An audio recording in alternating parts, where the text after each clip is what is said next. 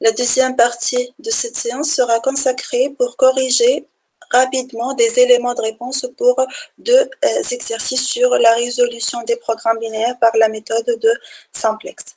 Le premier exercice, vous l'avez déjà eu dans la séance 2 de formation en ligne, je pense.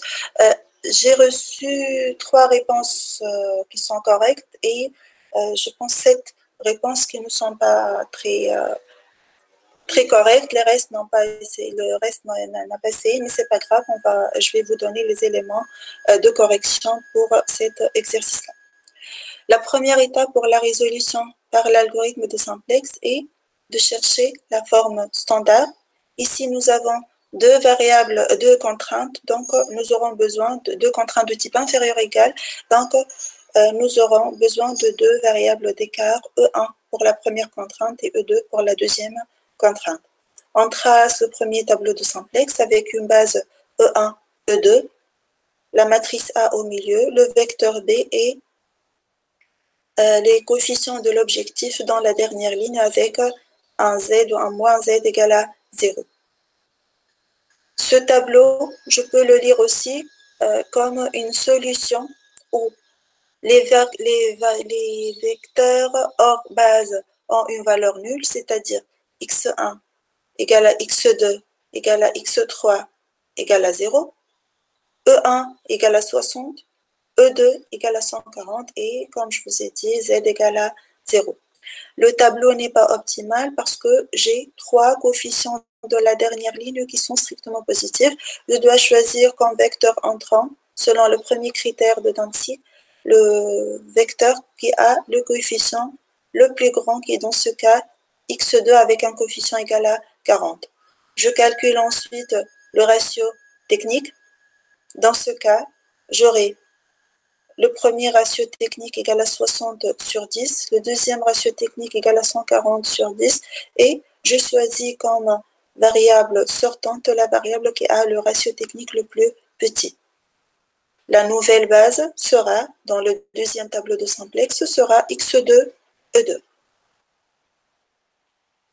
Si je vais effectuer les calculs des coefficients du deuxième tableau, je vais trouver ces valeurs-là. Les détails de calcul, vous les trouvez dans le webinaire 2 de la semaine 9. Je vous explique rapidement, par exemple, comment nous avons trouvé ce 240 et le même principe s'applique pour les autres coefficients. Je reviens vers le tableau de référence 1. Z avait une valeur égale à 0. La nouvelle valeur de Z sera 0 moins 40 fois 60 sur le pivot. Je projette sur la colonne pivot, je projette sur la ligne pivot, j'ai 60, 40 et l'élément pivot est égal à 10. Donc la nouvelle valeur de Z est égale à 0 moins 40 fois 60 sur 10. De même pour le reste des coefficients, si vous appliquez cette règle-là, vous allez trouver ces coefficients.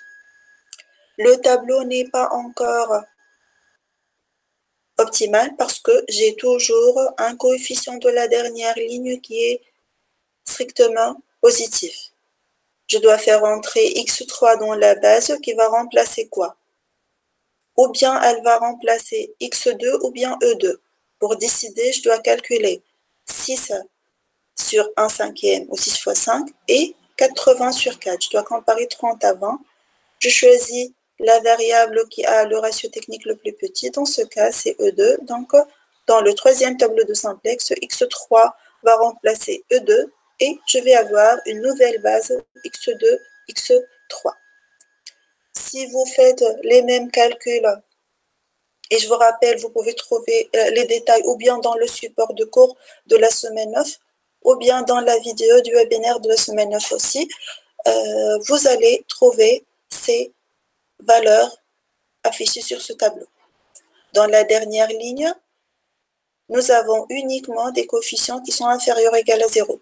Donc, ce tableau est optimal. Le tableau optimal, bien sûr, il correspond à la solution optimale avec les variables hors base sont nulles et les variables de base, je peux lire valeurs à partir de la dernière colonne du tableau.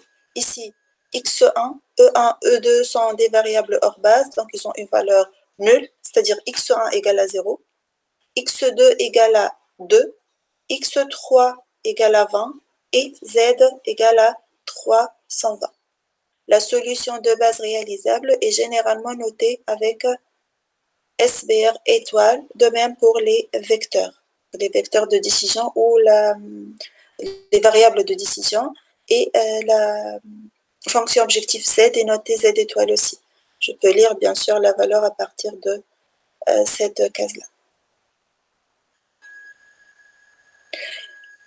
Juste une remarque, pour la solution de base réalisable, je peux ne pas mentionner les valeurs des variables d'écart, parce que c'était un outil de calcul. Mais même si vous mettez les valeurs des variables d'écart, c'est correct aussi. Hein. Maintenant, je vais vous poser quelques questions et j'aurai besoin de réponses, s'il vous plaît. Si je vous pose la question, est-ce que la solution proposée ici est unique ou pas? Est-ce que je peux trouver, qu'est-ce que ça veut dire une solution unique? Lorsque je résous un programme linéaire, je trouve toujours la même valeur de Z. Je trouve toujours la même valeur de Z. Même s'il y a une autre solution optimale, j'aurai toujours Z étoile égale à 320. Ma question, est-ce que je peux trouver une autre solution, une autre combinaison de x1, x2, x3 qui me donne une valeur Z égale à 320? Est-ce que quelqu'un a la réponse? On a discuté cette situation. Vous avez oublié? C'est pas grave. Mais je réponds moi-même à la question. Cette solution est unique. Pourquoi?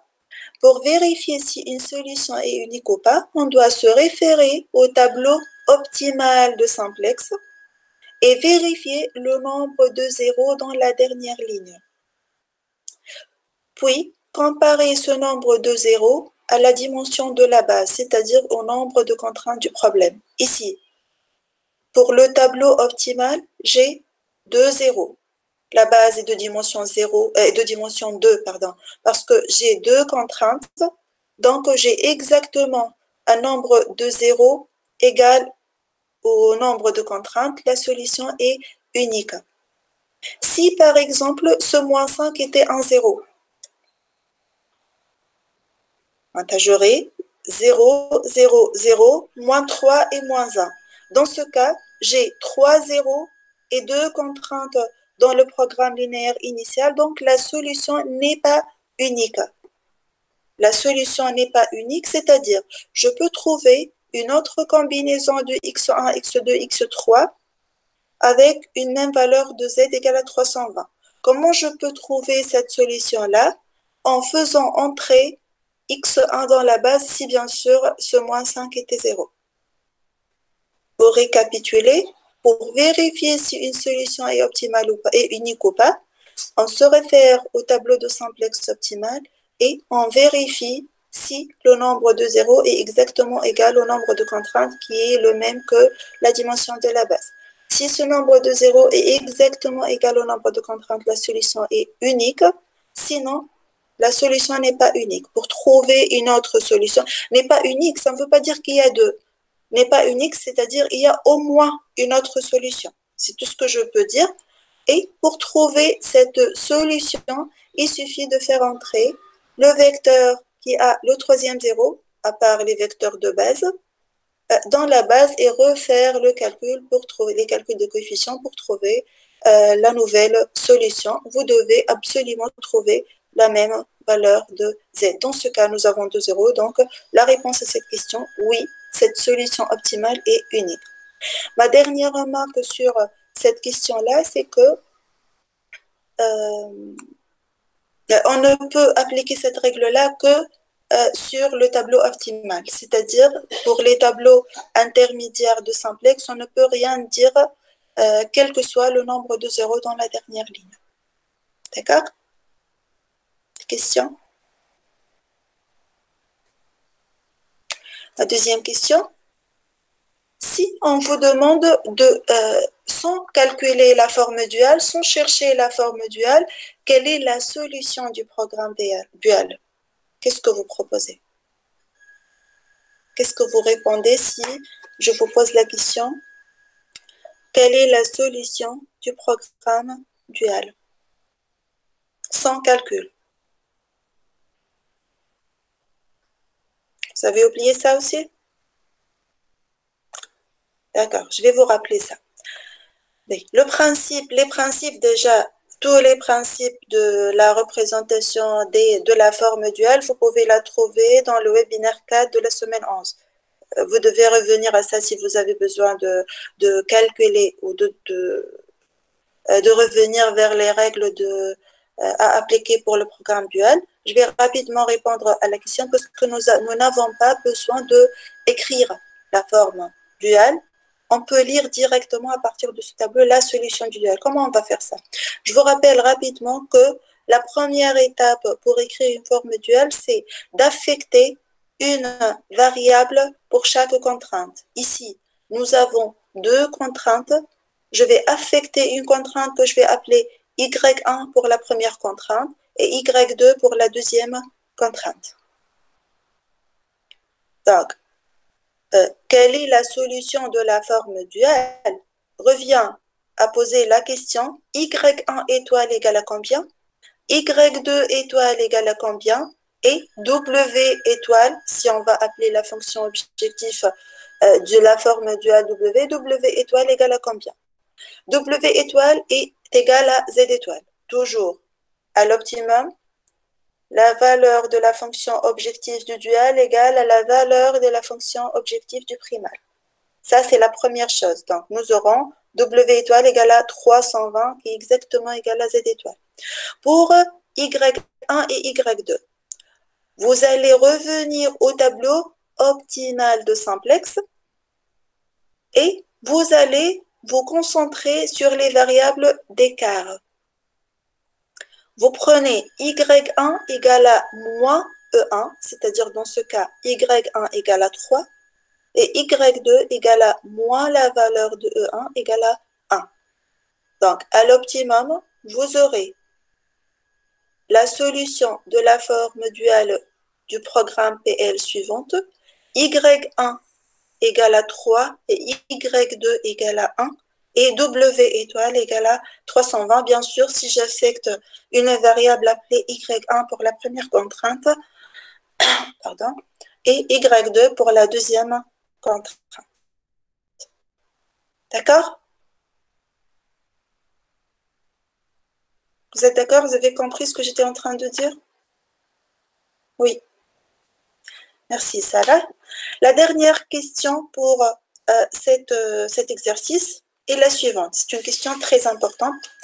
Est-ce que vous pouvez proposer une autre méthode pour résoudre ce programme linéaire? Est-ce qu'il y a une autre méthode qu'on peut appliquer pour résoudre PL1? Est-ce que vous voyez? Oui, il y a une autre méthode, mais est-ce que vous pouvez voir cette méthode-là?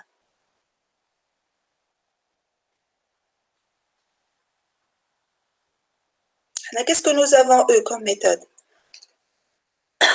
À part la méthode de simplex, on a eu quoi?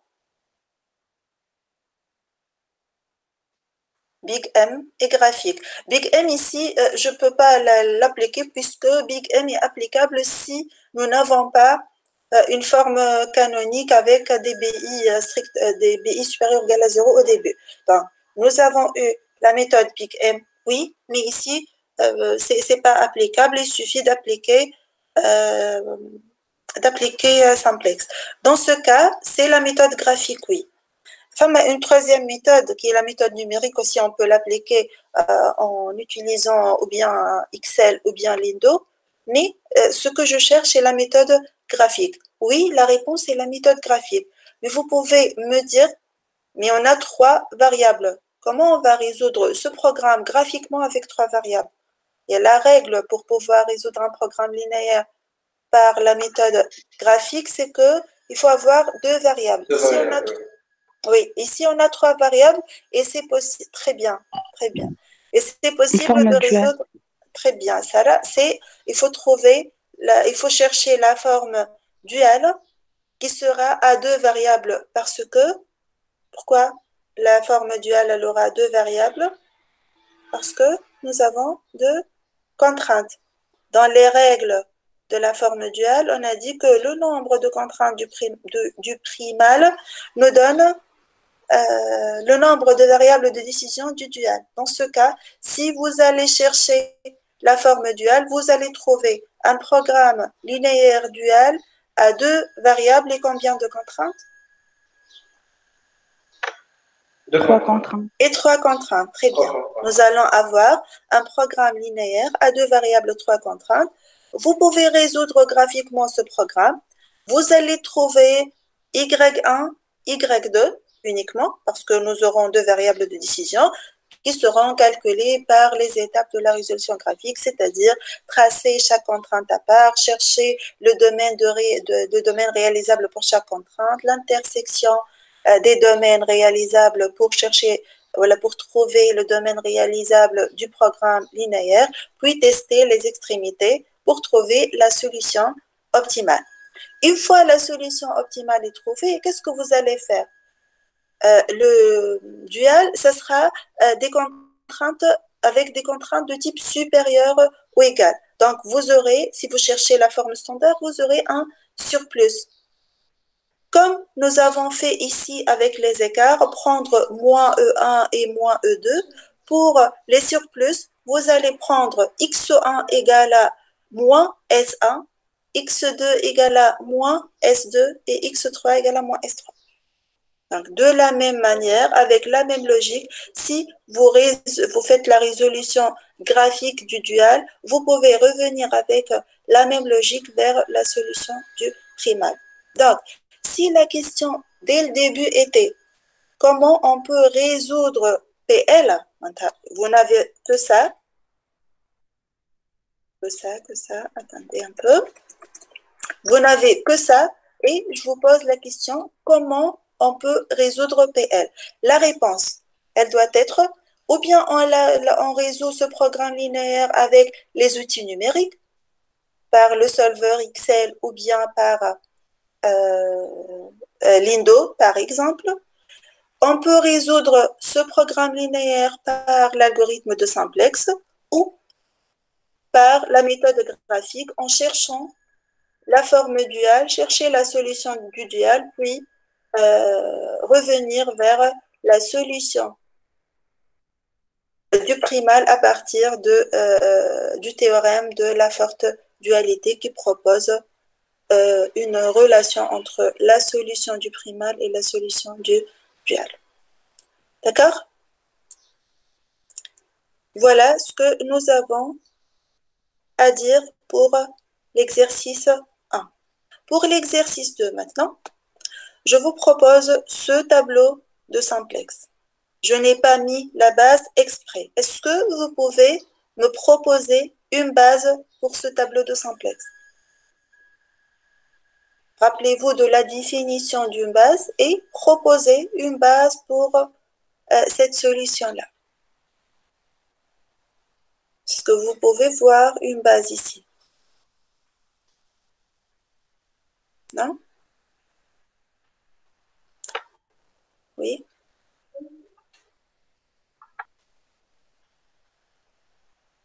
La règle pour pouvoir dire qu'un ensemble de vecteurs est une base, c'est quoi? On a simplifié. Algébriquement, il y a plusieurs conditions à respecter. Pour nous, pour simplifier les choses, on a dit que une base pour l'algorithme de simplex, c'est une matrice qui forme l'identité. C'est une matrice qui forme l'identité. Ici, nous devons avoir une matrice de dimension combien? Puisqu'on a 3 lignes dans le tableau. On doit avoir une matrice de dimension 3. D'accord? C'est en nombre de contraintes. Et pour le tableau de simplex, chaque ligne correspond à une contrainte. Alors, on doit chercher une matrice formée par 3 vecteurs au nombre de contraintes qui forment la matrice identité. Ce que vous voyez, 3 vecteurs qui forment la matrice identité ici. Je vous rappelle que les colonnes sont linéairement indépendantes, c'est-à-dire l'ordre des vecteurs n'ont pas d'influence sur les résultats et les calculs. Donc ici, est-ce que vous voyez trois vecteurs qui forment la matrice identité, qui peuvent former la matrice identité? Oui. X1, Oui, X2, X3. voilà, merci Sarah. X1, X2, X3 peuvent former une base, voilà, c'est l'unique base qu'on peut trouver pour ce tableau-là, parce que ce sont trois vecteurs qui forment la matrice identité. L'ordre n'intervient pas dans la définition de la base. Donc, on considère X1, X2, X3 comme la base de cette solution. On ne sait pas si ce sont des variables de décision ou pas parce qu'on ne sait pas est-ce que ce tableau est le premier, le deuxième ou le dixième tableau de simplex et on s'en fout de ça. Déjà, ça ne peut pas être le premier puisque nous avons un Z égal à 53, c'est-à-dire différent de 0. La question maintenant, est-ce que ce tableau est optimal? Non. Non, parce que nous avons le 4. coefficient, voilà, les coefficients, merci, les coefficients de x6 dans la dernière ligne égale à 4.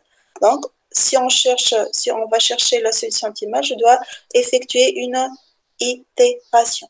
Qu'est-ce que ça veut dire effectuer une itération? C'est-à-dire fixer le vecteur entrant qui, dans ce cas, ne peut être que x6 et calculer le ratio technique. Dans ce cas, nous aurons 17 sur moins 5, 19 sur moins 5 et infini.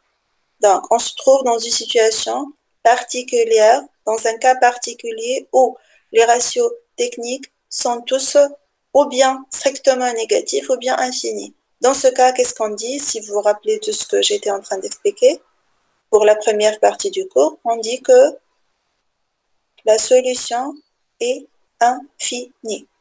C'est-à-dire, le tableau n'est pas optimal et je ne peux pas continuer la résolution. On dit que le problème ou la solution est infinie.